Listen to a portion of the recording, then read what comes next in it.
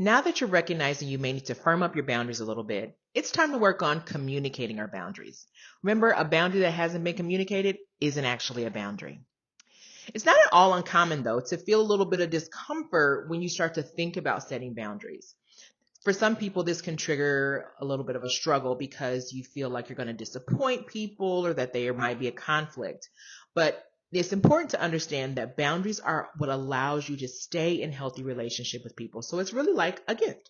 So let's talk about how to communicate your boundaries effectively. The first thing I want you to do is be clear and direct.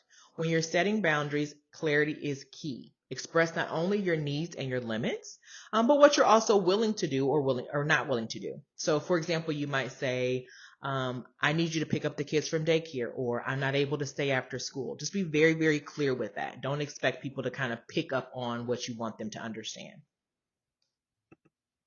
Next, I want you to use I statements. That means instead of saying, "You make me feel so overwhelmed with all this work you're giving me," I want you to say, "I feel overwhelmed when I take on too many tasks, and so I have to set a boundary and eliminate some." Finally, sometimes saying no isn't the best option, so you might want to offer an alternative. So, for example, let's say you've handled a cheerleading team in the past, but this year you just don't have the full capacity. You might say, "Hey, I know you were counting on me to take over the cheerleading team, but this year I don't think that works for me. If somebody else will head it up, I'll be happy to help twice a month." That's an alternative to what they were expecting. So try these strategies and let me know how they work.